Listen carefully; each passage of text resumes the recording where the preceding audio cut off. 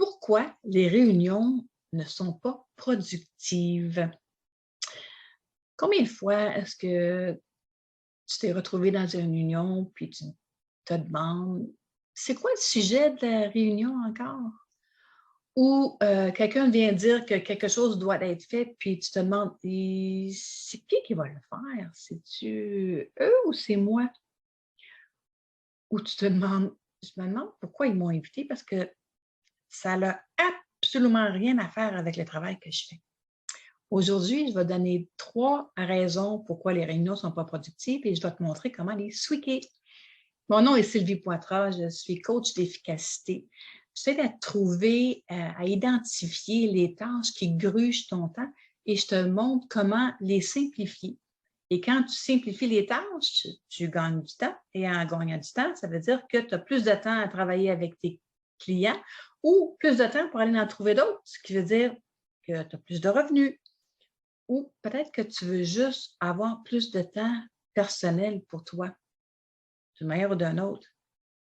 C'est garanti que ça euh, réduit ton stress. Alors, la première raison, ils ne sont pas dans un ordre particulier. La première raison aujourd'hui que les réunions ne sont pas productives, c'est qu'il n'y a pas de but ou d'objectif clair. L'ordre du jour, c'est beau, mais il faut réellement que ce soit axé aux résultats. On va en parler plus dans quelques minutes. Les réunions récurrentes, il faut réellement qu'il y ait un objectif, il faut réellement qu'il y ait une raison pour se rencontrer. Tu ne peux pas juste dire on se rencontre tous les mardis à 9 heures. C'est comme ça.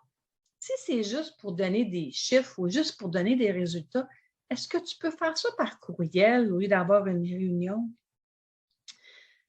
Quand tu fais des réunions aussi, il faut que les participants savent d'avance c'est quoi le but de la réunion, c'est quel genre de réunion ça va être. Ce que je veux dire par là, c'est que est-ce que ça va être une session d'information?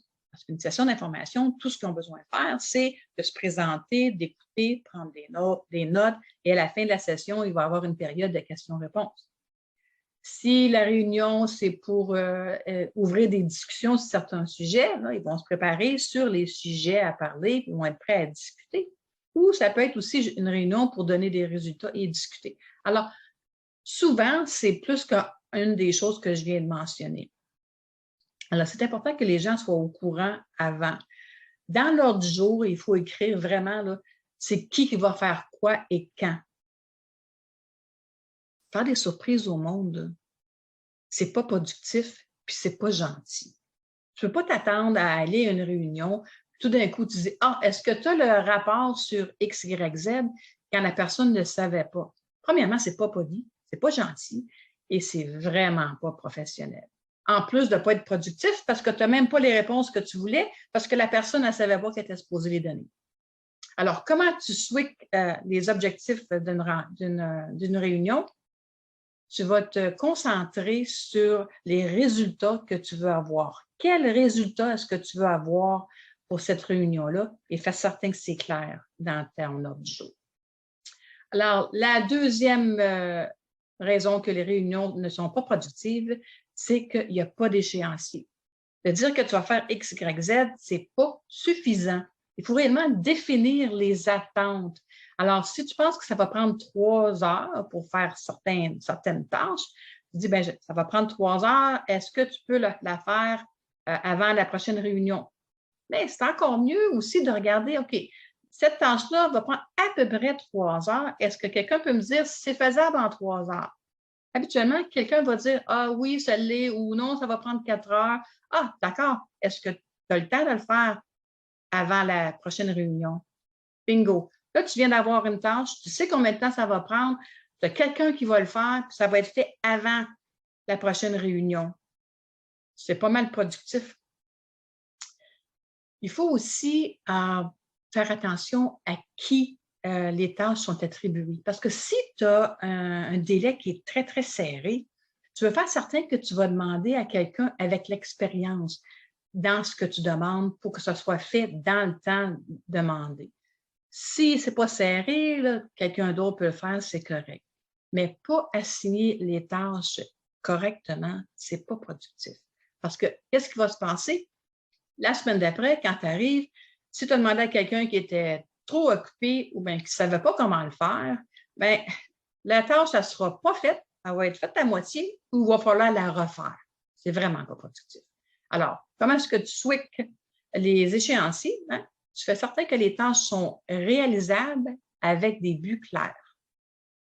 Maintenant, troisième raison pourquoi les réunions ne sont pas productives, c'est pas les bons participants. J'ai déjà dit tantôt, c'est pas en ordre, en certains ordres, parce que pas avoir les bons participants, ça pourrait être la première raison pourquoi c'est pas productif, parce que là, du monde qui sont assis là, ils savent pas pourquoi ils sont là.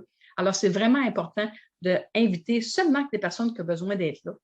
Si les besoins, les gens doivent être là parce qu'ils doivent être informés, est-ce qu'ils peuvent assister avec juste par conférence, par téléphone, ou est-ce qu'ils peuvent venir par Zoom ou par Teams, puis pas avoir leur caméra allumée, comme ça ils vont entendre qu'est-ce qui se passe?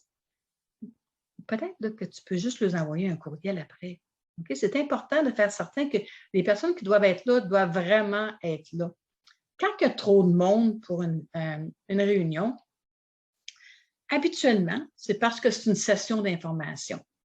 Tu peux avoir beaucoup de monde pour une session d'information parce que tout ce qu'ils font, c'est que le monde s'assied, ils écoutent, prennent des notes, ils vont poser des questions à la fin.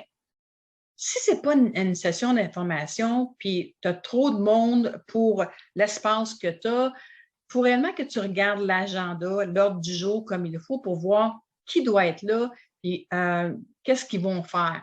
Je ne sais pas combien de réunions je suis allée que j'ai besoin d'être là pour les 10 premières minutes, puis après ça, le restant n'a absolument rien à faire avec moi. Oui, je comprends, c'est bon d'avoir une vue d'ensemble de tout ce que tout le monde fait, mais ce n'est pas obligatoire tout le temps. Tu peux envoyer des courriels au monde pour leur dire qu'est-ce qui s'est passé, les résultats des rencontres. Là, je viens de lire, je peux le lire en 5 minutes au lieu d'être assis là pendant 1 heure pour que je sois capable de dire mes premiers 10 minutes. OK? Fait qu'il faut faire attention à ça. Alors, comment switcher ça pour le nombre de personnes qui sont là? Mais invite juste le monde qui doit être là.